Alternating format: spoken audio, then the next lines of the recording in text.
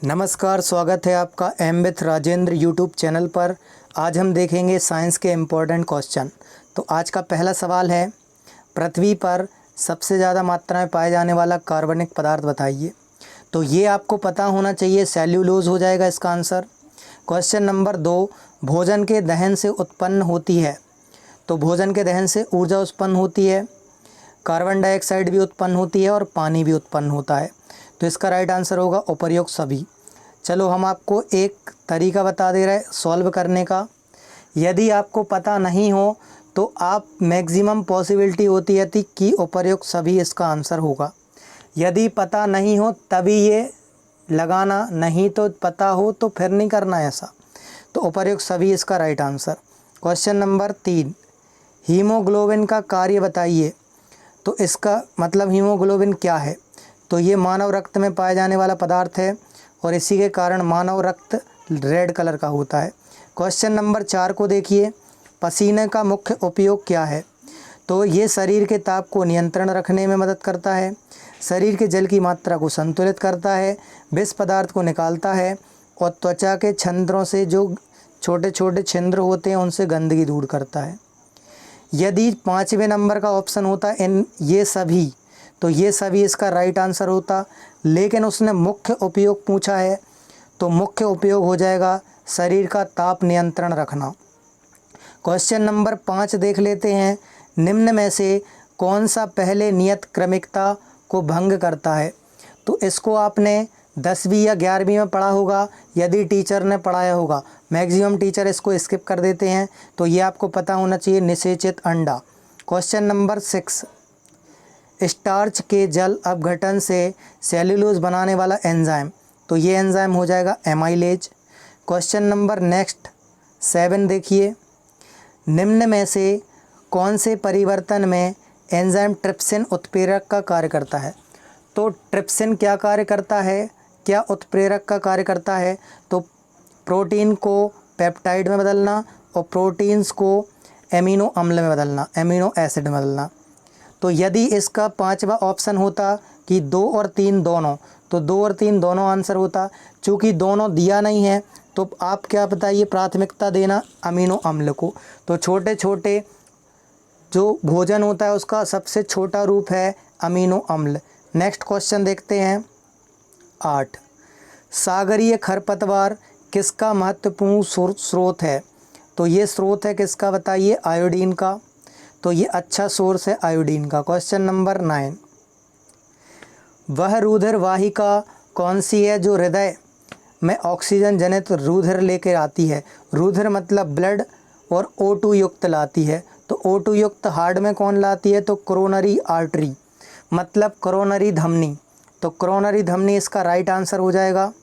Next question देखिए, अच्छा फुफ्फुस धमनी देखिए, जो फुफ्फुस धमनी होती है वो हार्ट से लंग्स की ओर ले जाती है रक्त को। क्वेश्चन नंबर नेक्स्ट देख लेते हैं 10, सामान्य आँख के लिए स्पष्ट दृष्टि न्यूनतम दूरी बताइए कितनी है? तो ये आपको पता होना चाहिए 25 सेंटीमीटर, और अधिकतम बोलेंगे तो अनंत बोलना। और जो अपनी आँख होती है वो होती है 576 मेगापिक्सल की। कितने मेगापिक्सल की होती है? तो 576 मेगापिक्सल की।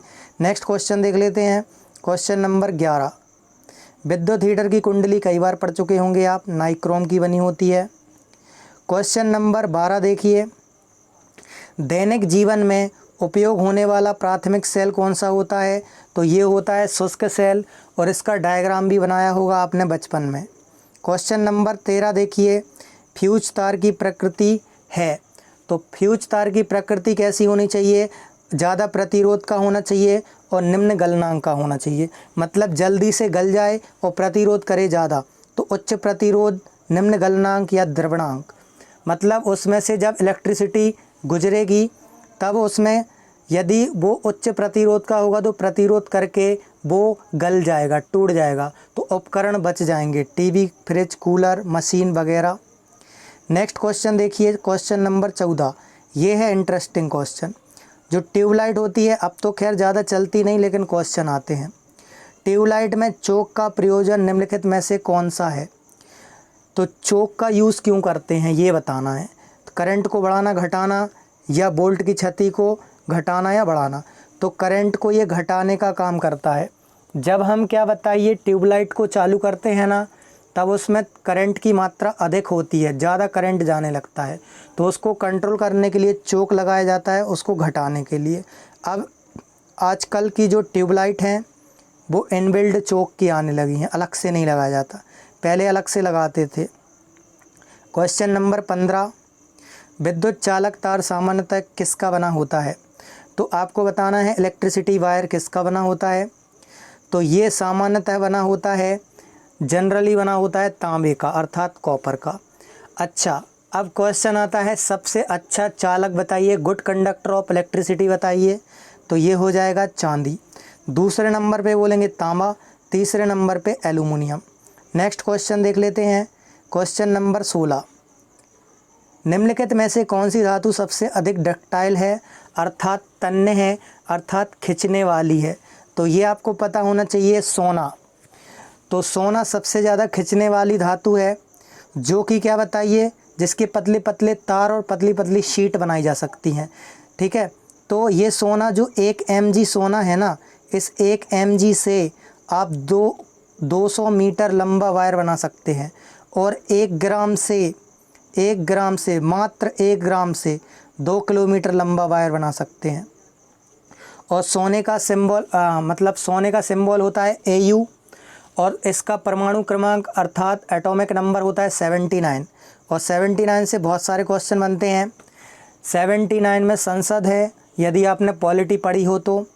और 79 में ही क्या बताइए, मदर टेरेसा को नोबेल पीस प्राइज़ मिला था।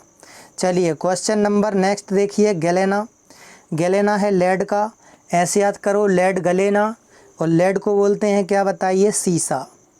क्वेश्चन नंबर 18 को देखिए, फोटोग्राफिक फिल्म पर सुग्राही पायस या इमल्सन तैयार करने में निम्नलिखित में से किस हैलाइड का प्रयोग करते हैं?